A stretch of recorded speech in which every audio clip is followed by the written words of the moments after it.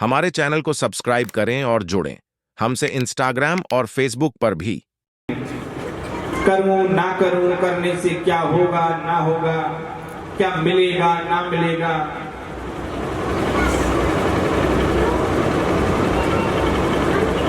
कई बार विचार करते बड़ी हंसी आती है। लोग ये तक कह देते हैं, बोले इस अनुष्ठान से क्या होगा, इस कथा से क्या होगा, ये तो सब व्यर्थ में हो रही है। मुझे सच है ना ये बात कि व्यर्थ में कथा हो रही है। इतना पैसा कथा में लगाया है कि इस बिजनेस में लग जाता तो अच्छा रहता। ठीक है ना ये बात, बिजनेस में पैसा लग जाता ये बात अच्छी थी, लेकिन बिजनेस में घाटा चला जाता फिर क्या होता। बैठना पड़ता, हाथ पे हाथ धर के रोना भी पड़ जाता। लेकिन ये भी बिजनेस है, ये मैं व्यासपीठ से कहता हूँ भाई, इसमें कभी घाटा नहीं जाता, इसमें मुनाफा ही मुनाफा है। आप हजारों कोठियों के मालिक होकर, लाखों गाड़ियों के मालिक होकर, अरबों खरबों के मालिक होकर भी दुनिया को मुख दिखाने के योग्य नहीं हो। लेकिन मैं हमेशा कहा करता हूं, एक दृष्टि का ये फर्ज है, कर्तव्य है। आपकी बेटी हो गई तो आपका फर्ज है ना कि बेटी की शादी करनी है। आपके पास धन की व्यवस्था भी नहीं होगी तो शादी तो करनी पड़ेगी। भाई बेटी है, मेरी है, अपनी है, तो शादी तो करनी है। हर दृष्टि का फर्ज है, कर्तव्य है ये। अब करे ना करे तो भाई, अब कोई बेईमानी कर जाए तो किसी के हाथ में तो है नहीं। पैसा लिए थे 10 दिन में दे देंगे और फिर वो सारी जिंदगी ना दे। मन में बेईमानी आ जाए तो इसका कोई इलाज तो नहीं है, इंतजाम तो नहीं है। हर एक दृष्टि का फर्ज बनता है कि वो जीवन में श्रीमद् भागवत का अनुष्ठान जरूर कराए। एक बार, 1000 बार नहीं, उसे करा लेना चाहिए। ये कर्तव्य है, ये फर्ज है, करना चाहिए। लेकिन अब नहीं करते तो तुम बेईमानी करते हो, किसी के हाथ में तो है नहीं। अब जिसके हाथ में जाओगे उस दिन पता चलेगा कि भैया इतना कमा कमा के आए थे, खोदत खोदत चूहा मर गए और मौज करी भुजंगन ने। सर्प को बिल नहीं खोदने पड़ते, बिल तो चूहा ही खोदते हैं भाई, और आनंद भुजंग करते हैं, सर्प करते हैं।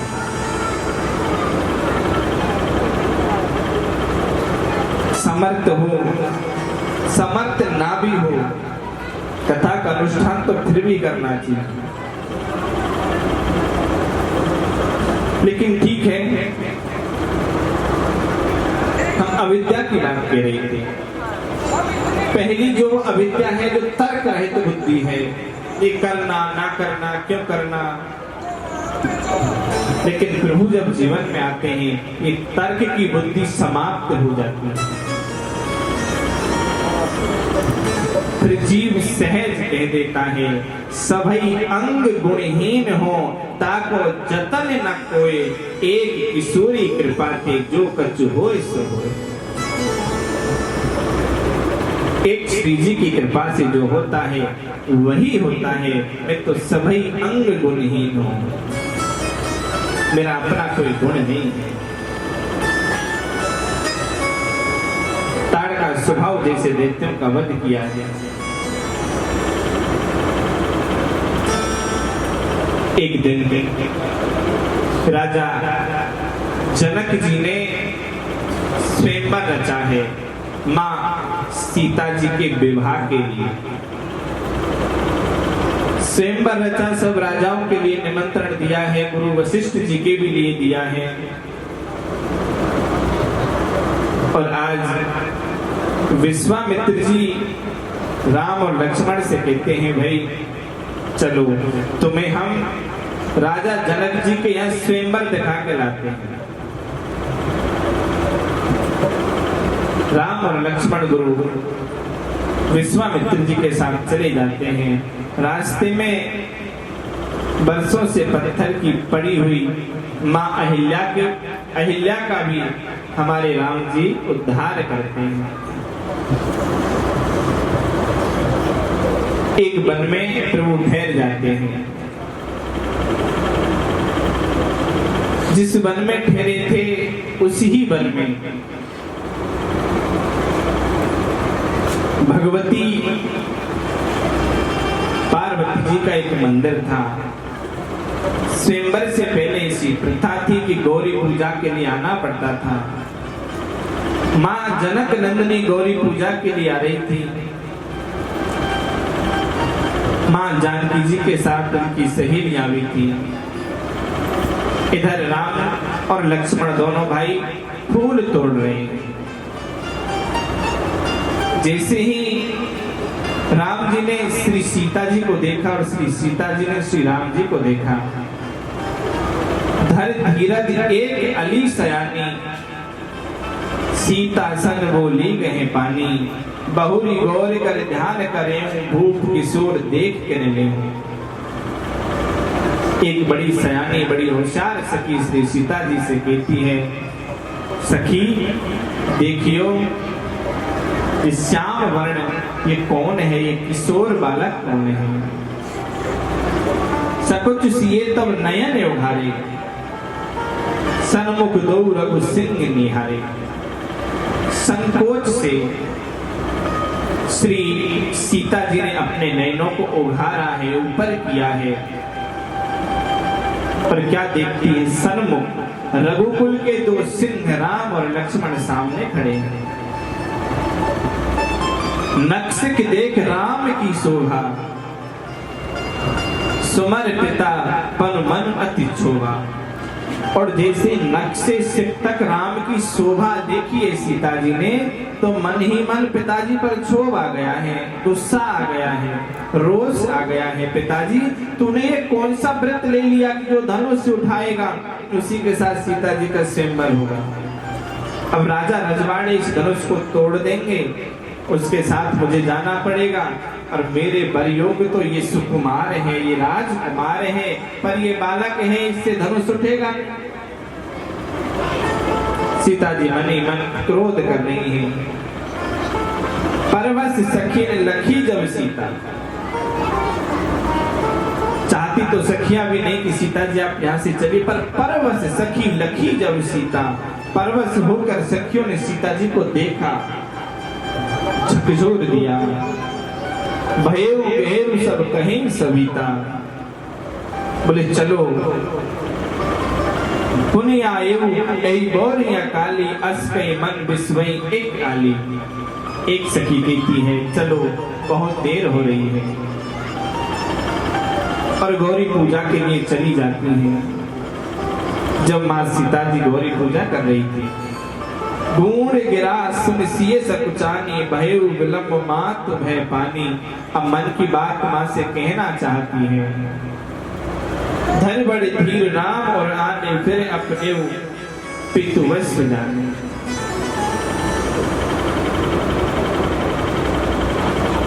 श्री सीता जी माँ पार्वती जी से विनती कर रही है, जय जय जय गिरिराज किशोरी, जय महेश मुख चंद चकोरी, जय गज बदन षडानन माता, जगत जननी दामनी दुति गाता।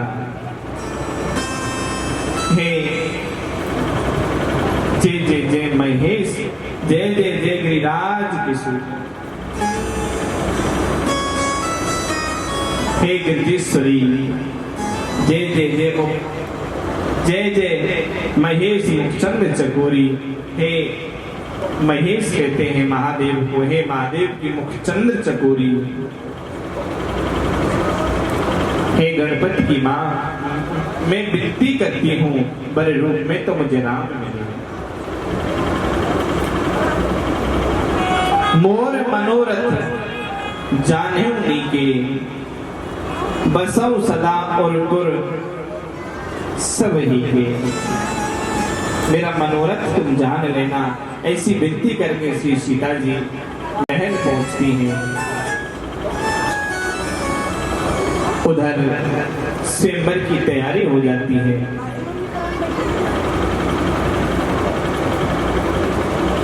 जब स्वयंवर की तैयारी होती है, बड़े बड़े राजा बड़े बड़े रजवाड़े आते हैं धनुष को हिलाने के लिए। माँ जनक नंदिनी माँ पार्वती जी से विनती करती है, हे माँ इस धनुष का इतना भार हो जाए कि राजा हिला भी ना पाए, और राजा हिला भी उस धनुष को नहीं पाए। लेकिन जब श्री राम जी की तरफ देखती है तो मन का क्षोभ होता है। ये बलशाली राजा जिस धनुष को हिला नहीं पाए, उसको ये राम कैसे तोड़ देगा। लेकिन जब राजा उस धनुष को हिला नहीं पाए तो जनक जी क्रोधित हो गए और बड़े क्रोध स्वर में कहने लगे, अरे आज ये पृथ्वी क्षत्रिय विहीन हो गई है। मुझे लगता है मेरी बेटी श्री सीता जी अब कवारी रहेगी। वचन में छोड़ नहीं सकता और वचन को कोई पूर्ण नहीं कर सकता। लेकिन उसी समय लक्ष्मण जी बोलते हैं कि हे राजन, तुम क्षत्रिय विहीन की बात करते हो और क्षत्रिय विहीन और एक धनुष की बात करते हो। तो एक धनुष है और एक पृथ्वी है। ऐसे में अनंत अनंत अनंत पृथ्वियों को हजारों बार उछाल कर अपनी गोद में ले सकता हूं। गुरु विश्वामित्र कहते हैं, लक्ष्मण तेरा बड़ा भाई है अभी, आप इतना ना बोलिए। लक्ष्मण जी को बैठाते हैं, राम जी को आदेश देते हैं।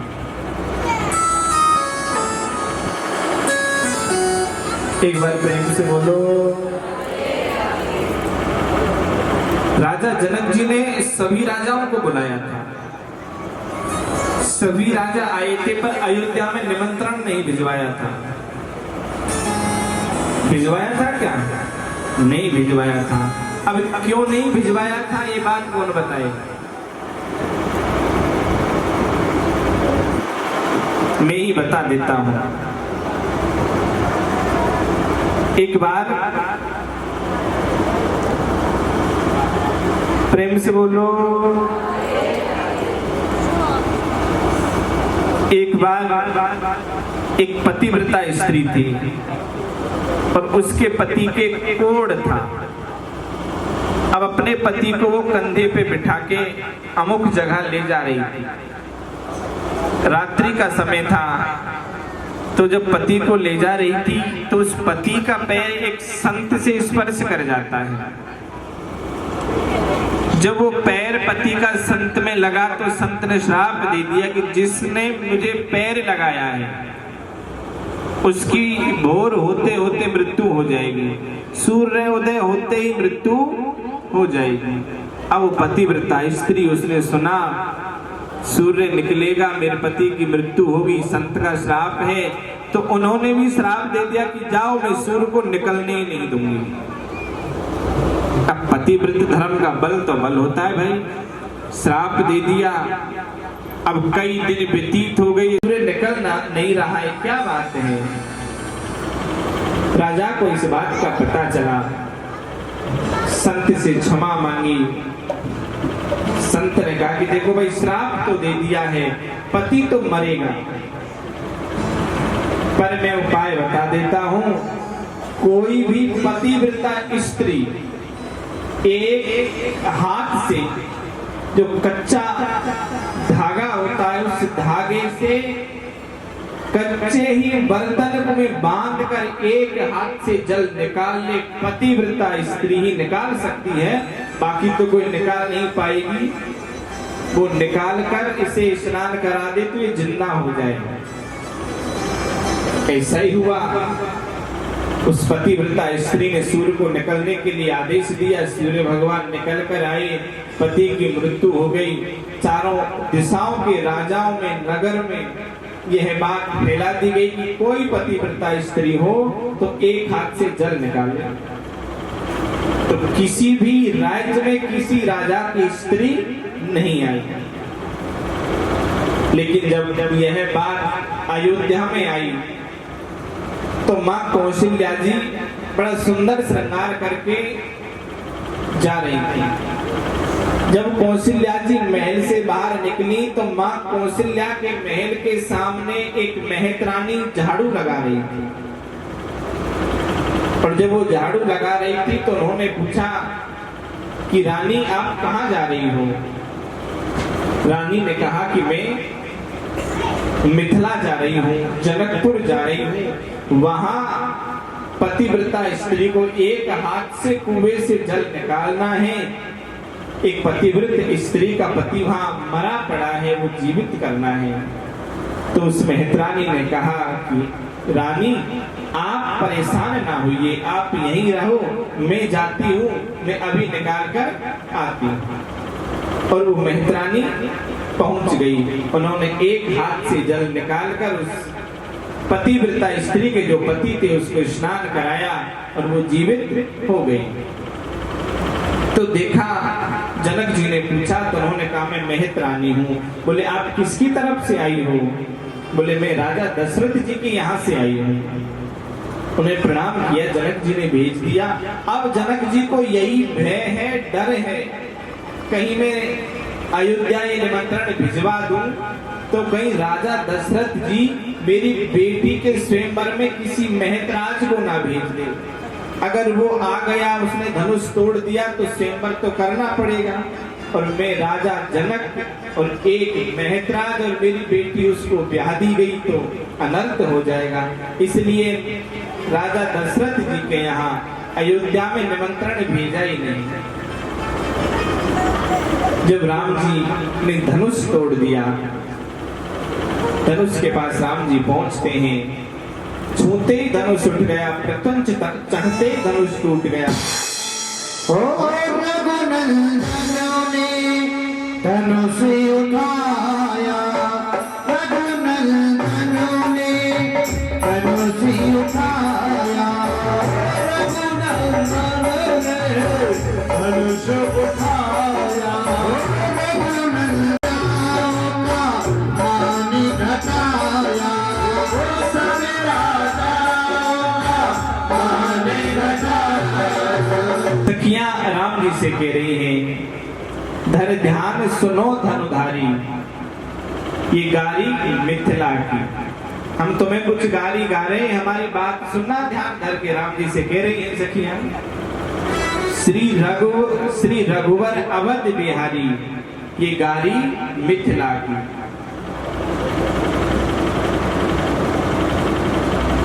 सालियां जो है राम जी की, सखियां हैं सीता जी की, कह रही हैं धनुष यज्ञ सुनि ब्याह,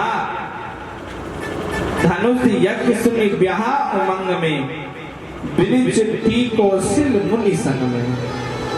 पहले तो तुम बगैर चिट्ठी के बगैर निमंत्रण के आए हो इस कौशलपुर में, बन आए कमंडल धारी, ये गारी मिथिला की, और तुम कमंडल लेकर आए हो, बाबा जी बनकर आए हो, बाबा जी के संग तो बाबा जी। लेकिन राम जी क्या बोले? कुछ नहीं बोलते। सुंदरता अभिमान में सीना। सखियां कहने लगी तुम सुंदर बन रहे हो, मन में बड़ा सीना तान के चल रहे हो कि मैं बड़ा सुंदर हूं। सुंदरता अभिमान में सीना, तान चले पर आयो पसीना। जब आपने हमारी सीता जी की सुंदरता देखी थी तो आपको पसीना आ गया था। होता है ना, कोई अपने से सुंदर दिख जाए तो मन बड़ा क्षोभ में आता है। बोले हम तो सुंदर बन के फिर रहे थे, ये तो हमसे भी सुंदर निकल आए। पर तुमने जब हमारी सीता जी को देखा था तो हमारी सीता जी को देखते ही तुम्हारे पसीना आ गई थी। निरख जब जनक दुलारी, ये गारी मिथिला की। हमारी जनक दुलारी जब निरखी थी, देखी थी, आपके पसीना आ गए थे। लक्ष्मण जी बोले कि ज्यादा बात मत करो, हम बड़े दानी हैं, दानवीर हैं, सूरवीर हैं, बलवीर हैं। सखियां बोली थोड़ा चुप रहो, हम दानी को भी जानते आप कितने बड़े दानी हैं। दानी शिरोमणि महिमा मंडित, हम तुम्हारे दान की बखान कर रहे हैं। सखियां बोली तुम कितने बड़े दानी हो। करो हमारे मलियन आगे बने भिकारी, ये गारी मिथिला की। हमारे यहाँ जो माली है ना, उनके आगे आप भिखारी बन गए। उनके सामने तुमने हाथ फैलाए जब फूल तोड़ने दिया, और आप दानी बनते हैं। अब लक्ष्मण जी बोले कि आपको हमारे बल का पता नहीं है, हमने तुम्हारा धनुष तोड़ दिया। अब सखियां कहने लगी, बोले हम तो चुप रहे, कुछ बोले नहीं तेरी बड़ी बड़ी बात सुनकर। तेरा तो बड़ा बल है, बड़ा बलशाली है, बड़ा बलवीर है तू। बलशाली कहाँ जग यश गावे। तुम फूल तोड़ रहे थे ना, तुम्हारे पसीना टपक रहा था, तुम इतने बड़े बलशाली हो, फूल तोड़ते ही तुम्हारे पसीना आ जाता है। अस विक्रम की बलिहारी, ये गारी मिथिला की। बोले और सुनो, तुम्हें क्या तुम्हारी बात सुनाए। बजे चाप उमानन लाऊं, सिया की कृपा है भाग मना। ये तो हमारी सीता जी की कृपा है, जिन्होंने माँ भगवती से प्रार्थना की और तुमने धनुष उठा दिया। मिली जनकपुरी ससुराल, ये गारी मिथिला की। बोले जनकपुर तुम्हें ससुराल मिल गई है, ये तो हमारी सीता जी की कृपा है। छमेव चूक राकेश जुआरे, गारी दे सिया जी के नाते। बोले अब आपको बुरा ना लग जाए, आप गलत मत समझना, हम तो हमारी सीता जी के नाते तुम्हें गाली सुना रहे हैं। तो सखियां सब गाली सुनाने, एक गाली सुनेंगे और उसके बाद पुण्य कथा में चलते हैं।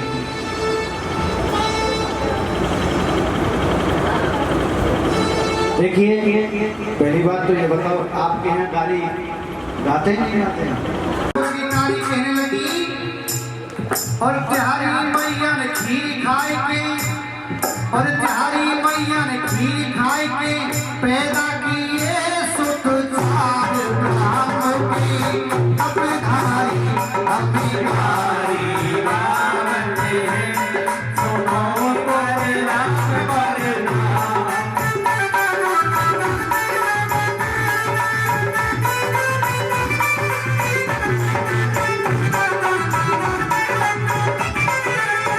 इतनी बात लक्ष्मण उठ बोले सुनो जनकपुर वाले, इतने में लक्ष्मण उठ बोले सुनो जनकपुर वाली, इतने में लक्ष्मण उठ बोले सुनो जनकपुर वाली। लक्ष्मण जी कहने लगे, हमारे यहाँ तो खीर खाए के पैदा है हो जाए, और आपके यहाँ छोरी कैसे पैदा हुए। और धरती में से, हाँ धरती में से पैदा कर ली सीता जनक की दुलारी।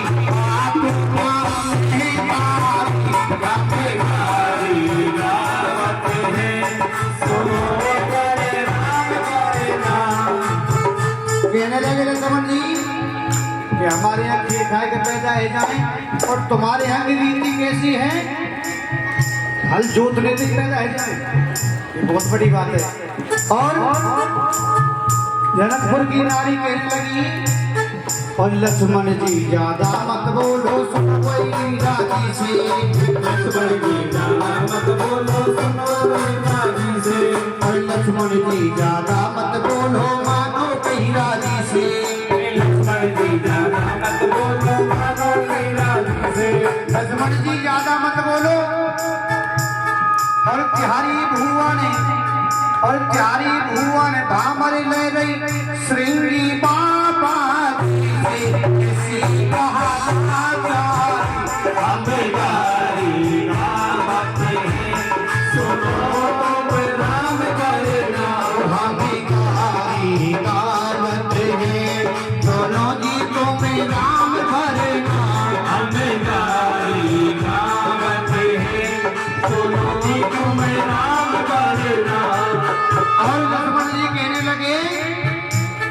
और गाया जात न जाने ज्ञानी पार करेंगे बेड़ा, गाया जात न जाने ज्ञानी पार करेंगे बेड़ा, गाया जात न जाने ज्ञानी पार करेंगे बेड़ा, गाया जात न जाने ज्ञानी पार करेंगे बेड़ा।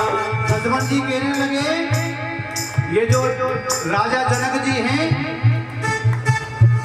और राजा जनक ने गुरु बनायो, राजा जनक ने गुरु बनायो, 8 जगह से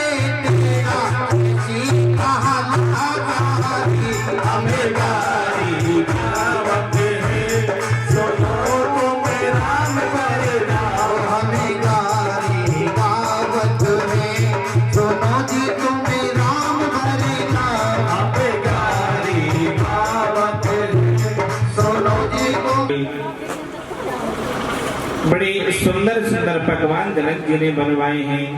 एक तरफ जनक जी की बारात जनमासे में है और जनमासे से बाहर जनकपुर की नारियां बैठी हैं। आज से आप लगभग 10 वर्ष पहले जाओ। पहले जब शादी होती थी तो भोजन बैठ के बारात करती थी। एक तरफ बारात भोजन करती थी और एक तरफ नारियां गाली सुनाती थी। और ऐसा कहते हैं कि जितना स्वाद उन भोजनों में नहीं होता था जितना स्वाद गालियों में होता था। पहले बाराती बड़े प्रसन्न होते थे गाली सुनकर। ऐसी प्रथा इस भरत खंड में थी, लेकिन आज तो कुछ माहौल ही चेंज हो गया है। पहले भोजन करते थे चरण पादुकाओं को खोलकर भोजन करते थे, आज तो पहनकर भोजन कर लेते हैं। भोजन कहाँ करना चाहिए, कैसे करना चाहिए, कोई विधि विधान नहीं। पहले बारात आती थी, कई कई दिन रुका करती थी, मैंने ऐसा सुना है। लेकिन एक दिन रुकती, 4 दिन रुकती, 10 दिन रुकती, जितने भी दिन रुकती थी, लेकिन बारात किसी को परेशान नहीं करती थी। एक बेटी की शादी होती, लगता था सारे गांव की ये बेटी है, सारे गांव में तैयारी होती थी। आज 2 घंटे बारात आती है, 2 घंटे में सारा गांव परेशान हो जाता है। पहले भोजन बारातियों को बैठकर कराते थे और आज आपके यहाँ भेड़ बकरी तो होंगी, भेड़ बकरी को एक बाड़े में बंद कर देते हैं ना, उसके लिए कुछ चारा डाल देते तो फिर सारी उसी में लगी रहती है। उनका कोई आचार है नहीं, विचार है कोई नहीं, बेचारी उसमें खाती रहती है। इसी तरह एक बाड़ा बना दिया, जितनी बारात आई सब उसमें बंद कर दी। नहीं चरण पादुकाएं उतार रहे हैं, नहीं कोई कर शुद्धि है। वो पात्र हैं जिनमें एक बार भोजन करने के बाद पुनः अशुद्ध हो जाते हैं। अब उन्हीं पात्र को शूद्र लेकर जा रहे हैं, उन्हीं को क्षत्रिय ला रहे हैं, उन्हीं को ब्राह्मण ला रहे हैं। कौन सा धर्म हमारे पास रह गया, कौन सा कर्म हमारे पास बचा है? तो फिर जाते जाते क्या कहते हैं, बोले भाई जो भी है, कहते बड़ा सुंदर है। बोले भाई दुल्हन तो दूल्हा को मिलेगी, पर बारात की व्यवस्था बड़ी अच्छी हुई है, चावल तो मिल जाएगा। और उस भोजन का नाम क्या है बोलो? नहीं हम आपसे सुनना चाहते हैं, बोलो। बोले महाराज जी बफर सिस्टम है। हमारे वृंदावन में संत जन कहते भैया बफर सिस्टम नहीं, ये बफेलो सिस्टम है। पशु खड़े होकर ही तो खाते हैं, उनकी चरण पादुका कभी खोली जाती है क्या पशु की? एक ही जगह उनको सानी बना दी जाती है, 10-20 भैंस उसी में बांध दी जाती है, बेचारी खाती रहो। नहीं झूठन का विचार है, नहीं कोई आचार है, क्योंकि वो तो पशु है। पशु हम भी हो गए। एक हाथ में थाल, एक से भोजन किया, जाकर उसी से पकड़ लिया, फिर दोबारा ले लिया, सारा भोजन था अशुद्ध हो गया, अब उसको सब खा रहे हैं। ऐसे कुछ हमारे गौशाला में गाय सब। लेकिन ये तो केवल बताने तक की बात थी। अगर आप सनातनी हैं, माताओं की तो बेचारी चलती नहीं भाई, करेंगे तो वो जो पतीला हो, पति हो तो मान जाए जी जी हरो, पर पतीला ना माने, प्रेम से तो बोलना पड़ेगा। इनको मांझ लो तब तो ये पति बन सकते हैं, पर मांझ आप सकती नहीं। काम की बात होए तो मानने में बाध्य नहीं करती, और बेकाम की बात हुए तो छाती पे चढ़ जाती है। बोले निपुते पतो ना है, करवा चौथ आ रही है, 10,000 की गड्डी जेब में रखना। अब बेचारा कहता है कंपनी में जाता हूँ, 10,000 तो पूरी सैलरी मिलती है, अब उसमें महीने का खर्चा चलाऊं। और कमाल की बात तो ये हो गई, उसी महीने में दीपावली और उसी में करवा चौथ। अब बेचारे की जान वैसी गुटुल हो करती है। ऐसी ठंडा डोल लगवा देते पर वो सब। प्रेम से बोलो।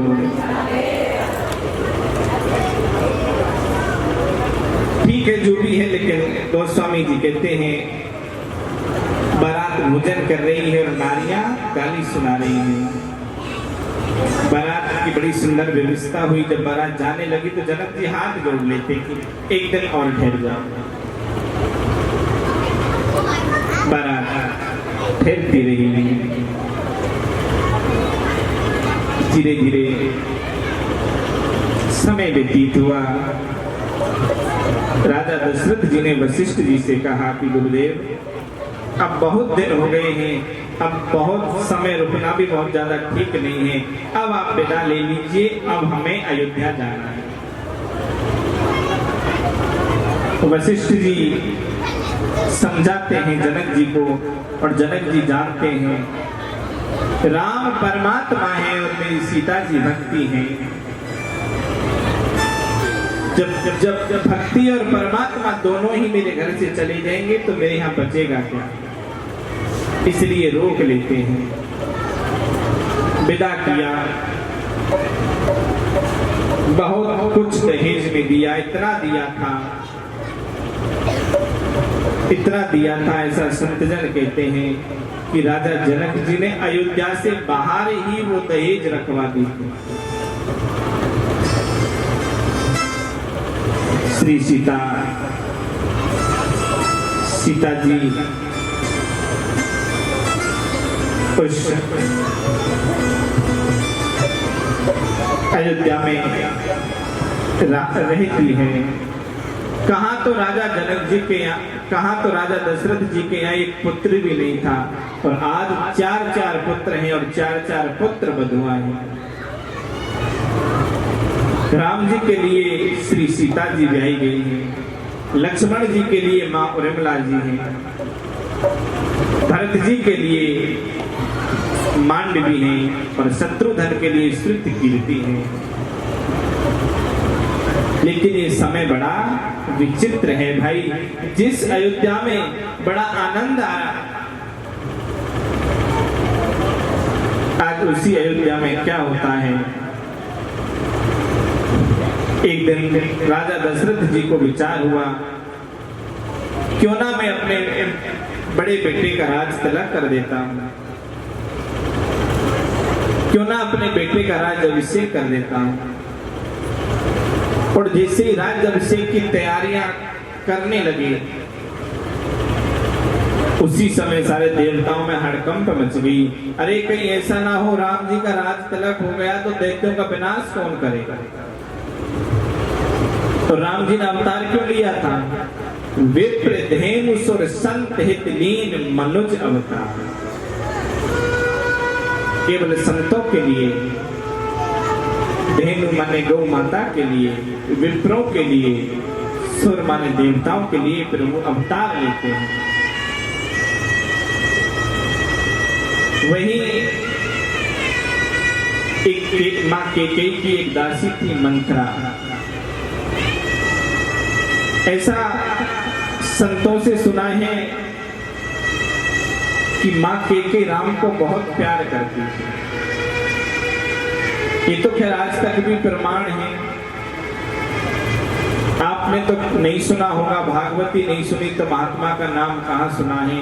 एक संत थे, लगभग 2, 4, 5 वर्ष पहले उनका शरीर पूरा हुआ है।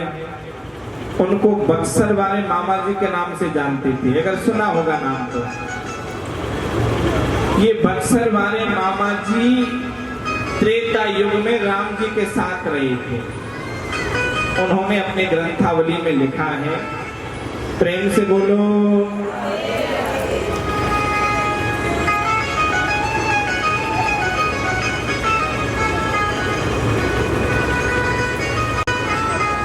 तो उन्होंने अपनी ग्रंथावली में ऐसा कहा कि जो माँ केकई थे राम को अति प्रेम करती थी। प्रेम सब करते, अति प्रेम करती थी। एक बार राम जी को गोद में बिठा रखा था और राम जी ने माँ केकई से कहा, माँ मैं कुछ मांगना चाहता हूँ। बेटा मांगिए, क्या मांगना चाहते हो? बोले माँ आप मुझे वचन दे दीजिए माँ कैकेयी ने कहा, अरे राम, तुझे अपनी माँ के वचनों पे भरोसा नहीं है, विश्वास नहीं है। माँ, विश्वास तो पूर्ण है, पर मैं फिर भी वचन चाहता हूँ। बोले, राम, मैं तुम्हें वचन देती हूँ, आज तुम प्राण भी मांगोगे तो प्राण भी दे दूंगी। बोले, माँ, प्राण नहीं, पर मैं जो मांग रहा हूँ उसमें आपका अपयश होगा।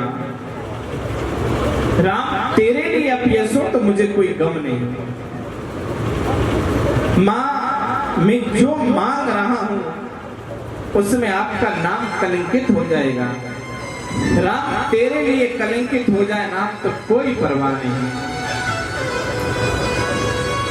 माँ, विचार लीजिए, मैं जो मांग रहा हूँ उसमें कहीं आपको विधवा ना होना पड़ जाएगा।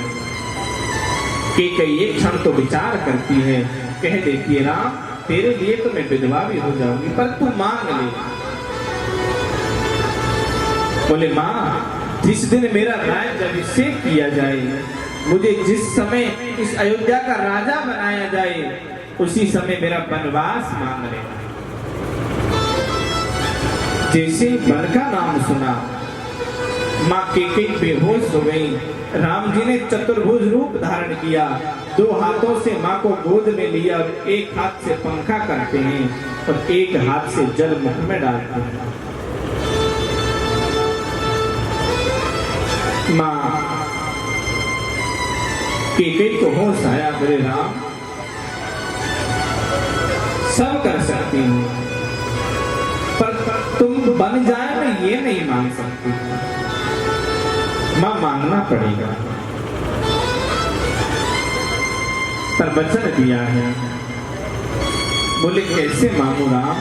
राम जी याद दिलाते, मां, आपके 2 वचन पिताश्री के पास रखे हैं, वो वचन मांग लेना। उन्हीं वचन में आप मेरे लिए 14 वर्ष का वनवास मांग लेना। लेकिन राम की इच्छा है, आज वही समय आया। माँ कैकेयी अपने भवन में जाकर सारे आभूषण उतार कर लेट गई। राजा दशरथ जी आए। दशरथ जी ने देखा, कैकेयी, तुम्हारा ये भेष, ये हाल, क्या बात है, क्या चाहती हो? कैकेयी बोली, कुछ नहीं चाहती। राम राजा बनेगा तो मैं चाहती हूँ राम राजा बने, उसके बाद तू मेरा वचन दे नहीं पाएगा। आज तू राजा है, अभी तू राजा है, मेरे दोनों वचन वापस कर दे। राजा दशरथ जी कहने लगे, कैकेयी, बोल, क्या मांगती है? मैं एक सम्राट राजा हूं, तू जो मांगेगी मैं दे दूंगा।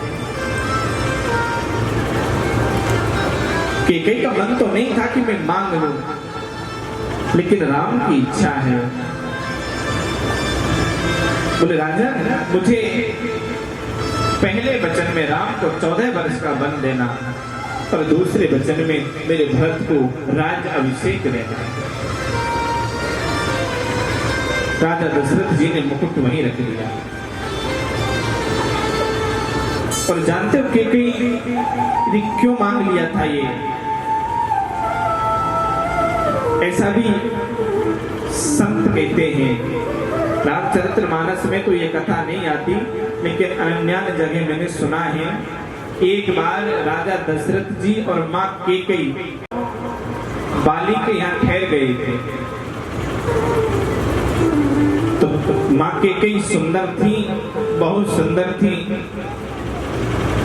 तो मित्र था बाली राजा दशरथ जी का, तो मित्र था, विश्वास था, भरोसा था। राजा दशरथ जी जब ठहरे थे तो अपना मुकुट बाली को दे दिया था। बाली, ये मुकुट तुम रख लो, हम जाए तो वापस कर देना। बाली ने रख दिया और मां कैकेयी को देखकर जाने क्या बाली के मन का भाव रहा होगा। जब राजा दशरथ जी चलने के लिए तैयार हुए तो बाली ने नजर पलट दी और कहा, राजन, मुकुट तो मैं तुम्हें दे दूंगा, लेकिन मुकुट को लेकर जाओगे तो कैकेयी यहीं छोड़नी पड़ेगी। और केकई लेकर जाओगे तो मुकुट यहीं छोड़ना पड़ेगा। और बाली से राजा दशरथ भी नहीं जीत सकते थे, बलवान था बाली। केकई बड़ी होशियार थी। मां केकई ने राजा दशरथ जी से कहा, क्या बात है? दशरथ जी कहने लगे, केकई आज तो मैं बड़ी विडंबना में डाल दिया हूं। ये बाली कहता है या तो केकई को छोड़कर जाओ या मुकुट को छोड़कर जाओ। केकई कहती है, राजन ये मुकुट भी तेरी शान है और मैं भी तेरी शान हूं। एक अपनी स्त्री दूसरे के घर जाए, दूसरे के घर रहे तो अपनी इज्जत चली जाती है, और मुकुट भी अपना जाए तो अपनी इज्जत चली जाती है। पर राजन मुझे मत छोड़ना, मैं यहाँ रह जाती हूँ, मैं पवित्र हूँ, ये मैं जानती हूँ, मुझे कोई छू भी नहीं सकता। पर ये संसार है, जाने क्या क्या कहेगा, पर मैं रहूंगी तो सारी दुनिया जान जाएगी कि केकई बाली के वहां रहती है। कि मुकुट यहाँ रहेगा, इस बात को आप जानेंगे या मैं जानूंगी कि मुकुट बाली के यहाँ है। और जब राज्याभिषेक होगा अपने बालकों का, केकई जानती थी, बोले इस मुकुट को हमारा बालक ही छुड़ा कर ले जाएगा। केकई को राजा दशरथ ले आए, मुकुट को छोड़ आए। अभिषेक कल होना है, पर राज अभिषेक जब होगा तो मुकुट कहां से लाया जाएगा? और जब बात मुकुट की आएगी तो सारे अयोध्या में, सारे राजाओं में पता चल जाएगा कि मुकुट तो बाली के यहाँ रखा है। केकई ने इसलिए वनवास मांग लिया कि राम तुम वन को जाना और बाली से अपना मुकुट छीन कर लाना। लेकिन राजा दशरथ जी कैसे राम जी से कहें कि तुम बन जाओ? दशरथ जी भी वहीं बेहोश हो गए। जब सीता जी चलती थी तो मां सीता जी के पैरों के नीचे कमल की पंखुड़ियां, गुलाब की पंखुड़ियां बिछा दी जाती थी। गुलाब की पंखुड़ी भी सीता जी के चरण में चुभती थी। एक समय है, और एक समय में सीता जी अब राम जी के साथ वन के लिए तैयार हो गई। नंगे पैर वन वन में विचरण करेगी। सीता जी तैयार हो गई, राम जी भी तैयार हो गए। लक्ष्मण जी को पता चला, बोले भाई मैं आपके साथ जरूर चलूंगा। बोले भैया वन का बास मुझे मिला है, आप तो यहीं रहिए। भैया आपके बगैर मैं प्राण कैसे रख पाऊंगा? आपके बगैर तो मैं कभी नहीं रह सकता, मैं तो आपके साथ चलूंगा। लक्ष्मण तैयार हो गए, पर मां की आज्ञा के बगैर कैसे जाएंगे? अब लक्ष्मण जी के सामने बड़ी दुविधा है। मां से पूछता हूं और मां के देती है वन नहीं जाना है तो नहीं जा पाऊंगा, पर राम में आया राम की सेवा के लिए, राम की सेवा के बगैर मैं रह नहीं सकता। लक्ष्मण जी होशियार तो है ही, बोले मां के पास जाता हूं और कह दूंगा मां मैं वन के लिए जा रहा हूं। अगर ये पूछूं मां वन जाऊं या ना जाऊं तो मां कह देगी मत जाना, और ये कह के मैं वापस आ जाऊंगा मां मैं वन के लिए जा रहा हूं। लक्ष्मण जी वही बनवाना भेष धारण कर मां कौशल्या जी के पास पहुंचे, मां सुमित्रा जी के पास पहुंचे। बोले मां मैं वन के लिए जा रहा हूं, मेरे भाई बन जा रहे हैं, मैं तुम्हें प्रणाम करता हूँ। लक्ष्मण जी कह के जब मुड़ने लगे तो मां सुमित्रा जी ने कही ठहर जाओ। लक्ष्मण जी ठहर गए। बोले पहले इधर आओ। बोले मां क्या बात है? बोले आप बन जा रहे हो? बोले हाँ बन जाना, लेकिन अपने राम को स्वप्न में भी कष्ट ना हो जाए। कितना ख्याल रखना है अपने राम का। अब ये माँ का वचन है भाई, अपने राम का ख्याल रखना है, स्वप्न में भी कष्ट ना हो जाए। कहीं लक्ष्मण विचार करते मैं सो गया, राम जी को कष्ट हो गया तो क्या होगा? माँ ने कहा है स्वप्न में कष्ट ना हो जाए। लक्ष्मण जी 14 वर्ष तक सोए ही नहीं। नींद आने पर कहीं कष्ट हो गया तो माँ का वचन चला जाए। हमारे पास बहुत कम, अभी चंद्रवंश में भी हमें पहुंचना है। तो मैं राम कथा आगे तो नहीं बढ़ाऊंगा, लेकिन जो ठाकुर जी की इच्छा कभी होगी राम कथा की, तो फिर राम कथा सुनेंगे और सुनाएंगे। अब यहाँ से तो क्या घोषणा करूं, ये तो राधा रानी ठाकुर जी जाने। लेकिन कल हम आपके पड़ोस के गांव में गए थे, पहले कथा की थी तो मन था मिलकर आए। तो पहले भी लोग कह रहे थे और कल भी उन लोगों ने कहा, बोले श्रावण मास में हम राम कथा कराएंगे और जिनको राम कथा सुननी है तो वहां सब आनंद लेना है। प्रेम से बोलना पड़ेगा। पर बात तो ये है कि भाई इस बैसाख के महीने में ही भैंस नहीं छूटती, वो तो सावन आ जाएगा, फिर भैंस कैसे छूटेंगे? प्रेम से बोलो।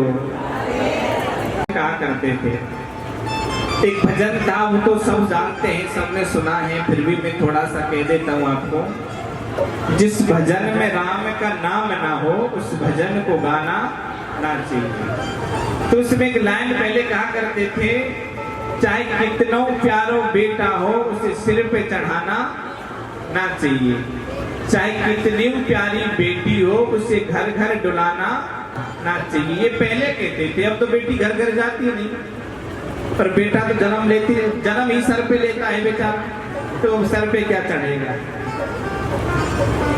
लेकिन हमारे महाराज जी इस पंक्ति को दोबारा बदल देते थे, वो कहते थे भाई चाहे कितनों प्यारो बेटा हो उसे बाइक देनी ना चाहिए, और चाहे कितनी प्यारी बेटी हो उसे मोबाइल देना ना चाहिए। लेकिन बेटी को मोबाइल ना दिया तो प्रलय आ गया, और बेटे को बाइक ना दी तो प्रलय आ गया। और बहाना भी बड़ा गजब बनाते, बोले महाराज जी मेरी बेटी मोबाइल को नहीं रखती पर पढ़ाई के लिए रखती है। अब लगता है भाई कागज की कमी होगी इसलिए किताब नहीं छपती है, मोबाइलों में पढ़ाई हो रही है। चलाना ना चलाना भाई अच्छी बात है, पर सिद्धांत तो ये कहता है आप ऐसा मोबाइल रखते हैं, हम तो बगैर बटन के मोबाइल है ना, तो इसमें कितनी बार उंगली चली जाती होगी सारे दिन में, सच कहना है कम से कम 1000 बार तो चली ही जाती होगी। अगर ये उंगली ऐसे जाने के बजाय ये उंगली ऐसे जाए, ये उंगली मोबाइल पे जाती है पर ये उंगली ऐसे जाए, 1000 बार भी राम राम राम हो जाए। अब बताओ काम आपके ये आना है या काम आपके ये आना है? यही आना है ना, पर ये नहीं उठाएंगे, इसको 1000 बार, इसको 1 बार भी नहीं। 3 बार भोजन भजन 1 बार, और उसमें भी करते हैं बहाने 1000। महाराज माला तो अभी पकड़ लेते पर नहाए ही ना। आपसे किसने कहा नहाने की? अब 6 महीने मत नहाओ, राम जी तो नहीं कहते, हमको तो राम नाम से नहाना है। गंगा के नहाए थे कौन कौन तरे जाते, और मेढक क्यों ना तरे जाको गंगा में घर है, पर मंदिर के जाए थे कौन कौन तर जाए, पंडा क्यों ना तर जाको मंदिर में ही घर है। जय हो। मूड के मुड़ाए थे कौन कौन तेरे जाते, अरे भेड़ क्यों ना तेरे जो सारी मुड़ जाते। पर मूड मुड़ाने के गुण जरूर हैं। मूड मुड़ाए 3 गुण, सिर की मिट जाए खाज, खावे को बढ़िया मिले लोग कहे महाराज। जय हो। प्रेम से तो बोलना पड़ेगा। मोबाइलों के चक्कर को भैया बंद करो और माला उठा लो। माला का गुण और बता दो, जो माला पकड़ लेगा ना वो माला माल हो जाएगा, ये गारंटी है। व्यासपीठ कह रही है, मोहर लगा के कह रही है। माला माल होना है तो माला पकड़ लो। नहीं भैया क्षण क्षण आयु बिहार, क्षण क्षण तो आयु हमारी जा ही रही है। अब लाला हमारे आने वाले हैं, 10 मिनट में हमारे ठाकुर जी हमारे पास आ जाएंगे। भैया 10 मिनट की बात है, अपने कन्हैया के दर्शन करके, अपने कन्हैया का पूजन करके, आरती करके, प्रसाद लेके फिर आपको राधे राधे बोलना पड़ेगा। तो मैं इस कथा को विस्तार नहीं करूं, केवल थोड़ा वंश वर्णन कर देता हूं। नहुस हुए, नहुस के 6 पुत्र हुए, यति, याति, संयाति, प्रियति और कृत्य। ययाति की 2 पत्नियां हुई, देवयानी और शर्मिष्ठा। देवयानी के 2 पुत्र हुए, यदुत और वसु। शर्मिष्ठा के 3 पुत्र हुए, अनु, पुरु और द्रुम। पुरु के हुए जन्मजय, जन्मजय के हुए प्रवीर, प्रवीर के हुए सुदु, सुदु के हुए बहुगव, बहुगव के हुए संयाति और संयाति के हुए रौद्र। इसी वंश में, चंद्र वंश में और आगे चलकर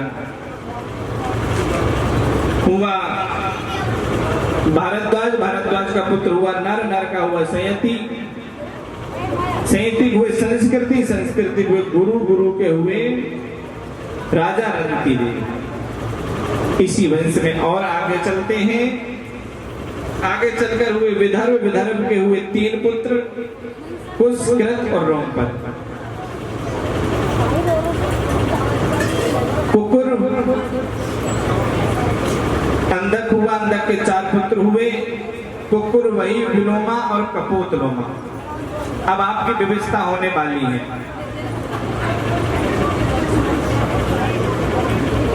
नहीं भाई, आपने तपस्या किए, 3 साढ़े 3 घंटे आप बैठे हैं, तो थोड़ा आपको ठंडा मिलेगा। नहीं महाराज, इसी बात को बहुत देर से अब देखो बधाई मिल रही है आपको, ये तो प्रसाद है। ठाकुर जी हमारे आ रहे हैं, ठाकुर जी की बधाई आप लीजिए पहले, फिर आप बधाई दीजिए, फिर बधाई लीजिए, क्योंकि लेना देना चलता है ना। ये कहा था किसी ने कि लेना ना देना मगन रहना, नहीं भाई, यहाँ तो लिया भी जाता है और दिया भी जाता है।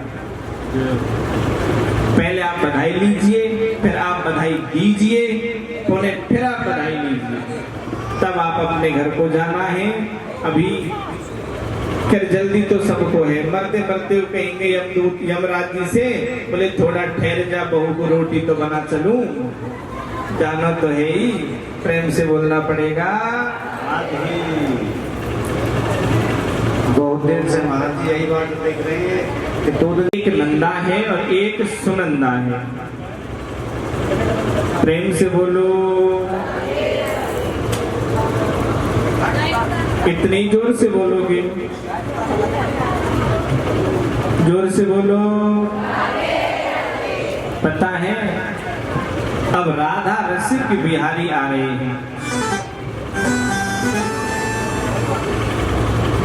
और ठाकुर जी का स्वागत तो भाई राधा नाम से होना चाहिए।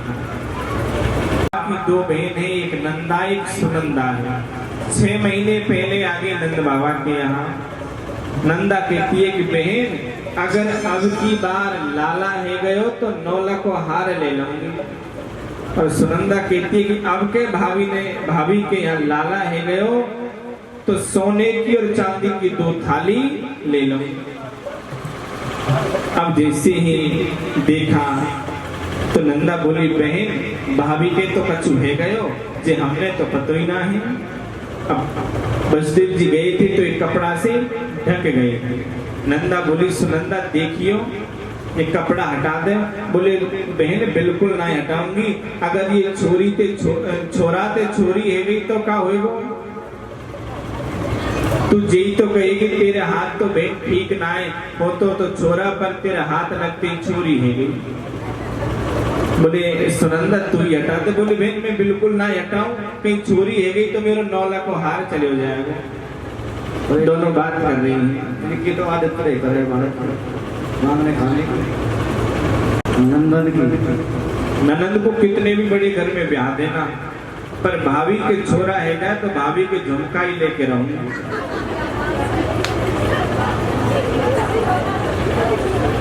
प्रेम से बोलो। सेटलमेंट कर देना कोई बात नहीं। और इस 100 बार बधाई लोगों, लाखों बार बधाई हो। नन्ही युगी आंगन में बज रही, नन्ही युगी आंगन में बज रही आज बधाई। नन्ही युगी आंगन में बज रही आज बधाई। नन्ही युगी आंगन में बज रही आज बधाई।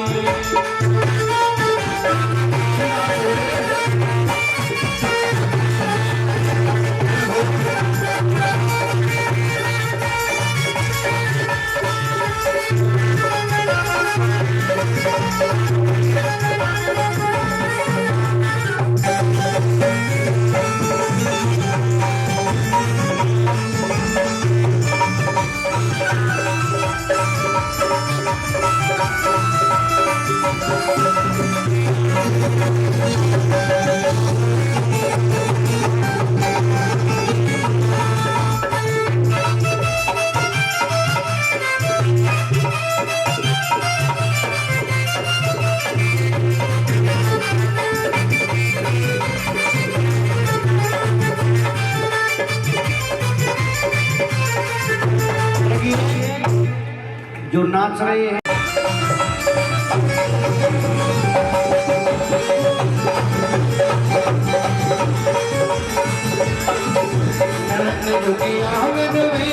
बज रही आज बधाई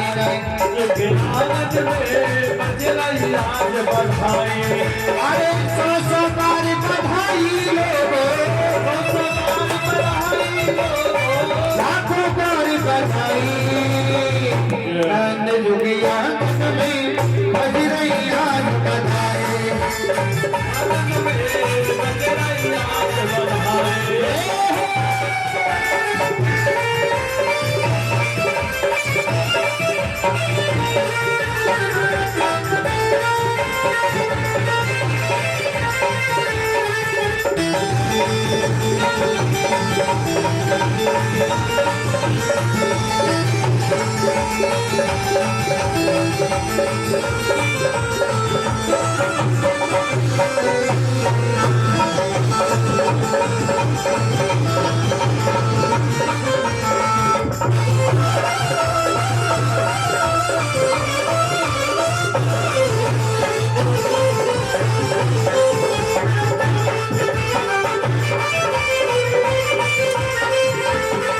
चमत्कार सा हो गया लोगों हो गई बात निराली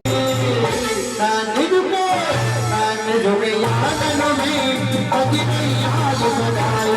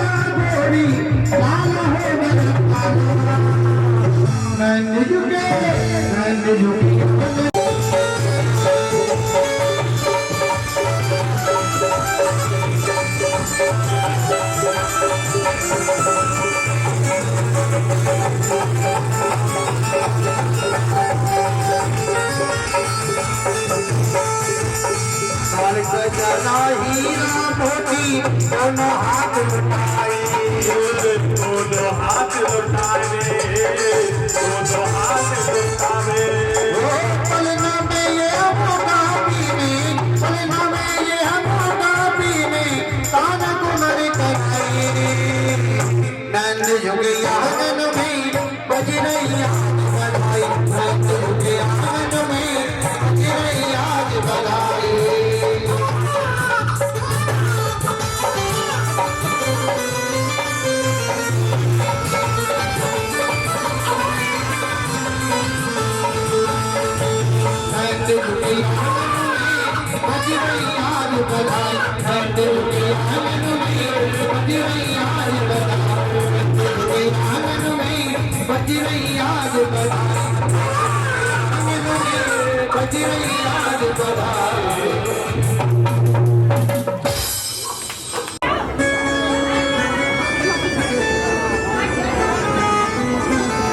देखिए भाई सभी से निवेदन है जिन्होंने पूजन कर लिया है वो अपने स्थान पर बैठ कर 2 मिनट 5 मिनट मान लो 5-7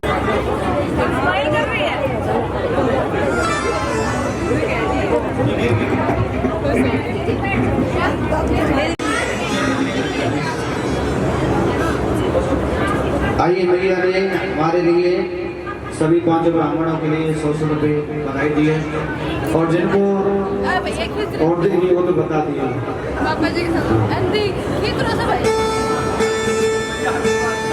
आइए जिनको नाचना है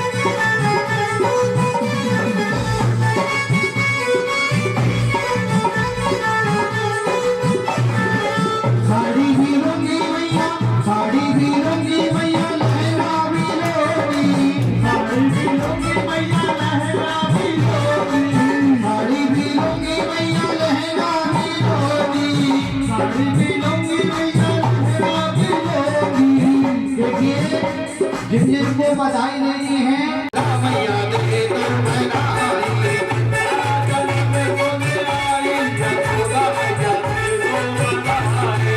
लाला जन्म में सुखी आई यशोदा मैया दे दो बधाई।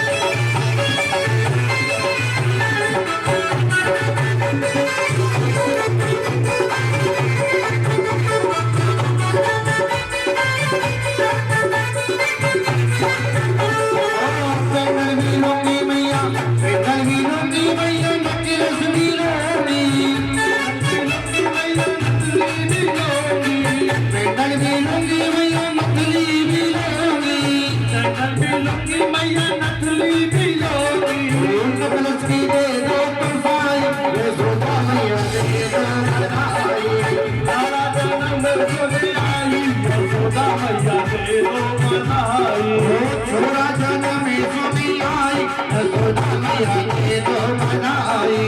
लाला जन्म में सुनी आई यशोदा मैया दे दो बधाई। लाला जन्म में सुनी आई यशोदा मैया दे दो बधाई। लाला जन्म में सुनी आई यशोदा मैया दे दो बधाई।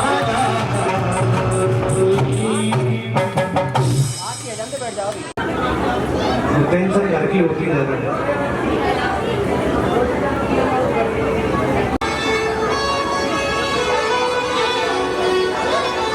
और जिनको देखिए नाचना नहीं आता है वो अपने इस हिसाब से हाथों को चलाते रहेंगे।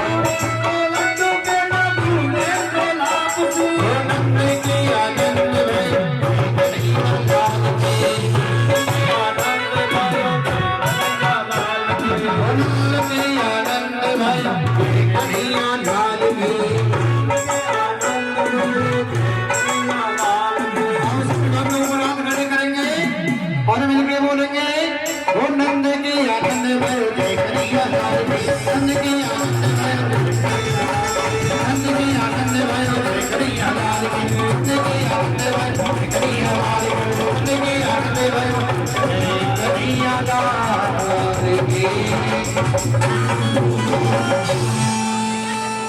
बोलिए नंद के लाला की और धीरे बोला नंद के लाला की और धीरे नंद के लाला की।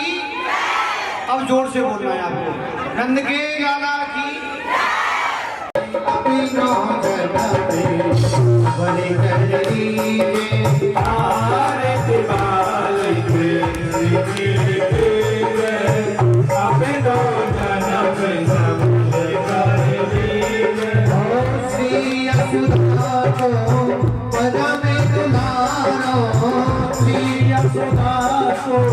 परम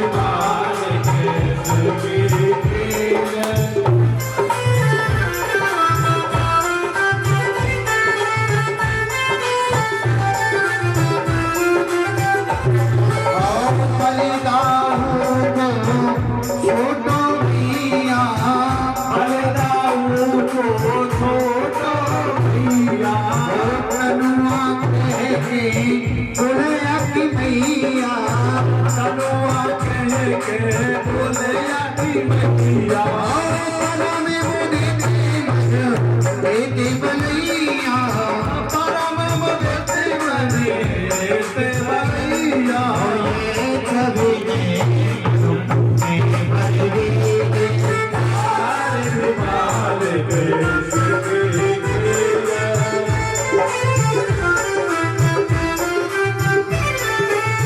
तो तरी बोलनी मधुर सुहावे तो तरी बोलनी मधुर सुहावे सगन संग के गति सुख पावे सगन संग के गति सुख पावे सोई सुखी जो इन्हीं को भावे सोई सुखी जो इन्हीं को भावे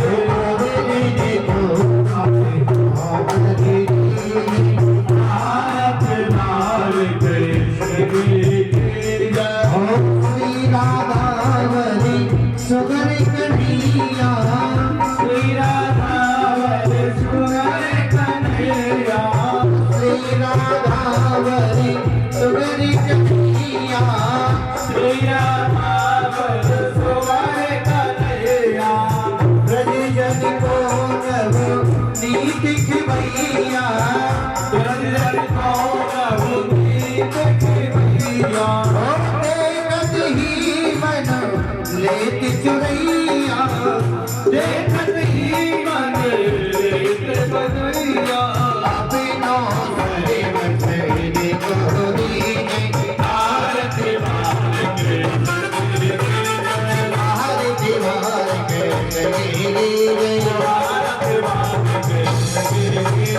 के बोरी मोर नारी कारा अंतर नाम बजे ग्रहारा सदा बसंत में हरि बिंद आवाज़ से संगमावे तमेव माता पिता तमेव तमेव बंधु सखा तमेव तमेव विज्ञान तमेव तमेव हरिनाम देव देवा तमेव हरिनाम देव देवे तमेव हरिनाम देव देवा। और सभी लोग प्रयास करने कीजिए और मिलके बोलेंगे हरे कृष्णा हरे कृष्णा कृष्णा कृष्णा हरे हरे हरे कृष्णा हरे कृष्णा कृष्णा कृष्णा हरे हरे हरे कृष्णा हरे कृष्णा कृष्णा कृष्णा हरे हरे हरे राम राम राम हरे हरे हरे कृष्णा हरे कृष्णा कृष्णा कृष्णा हरे हरे हरे राम राम राम हरे हरे हरे कृष्णा कृष्णा कृष्णा हरे हरे हरे राम राम हरे हरे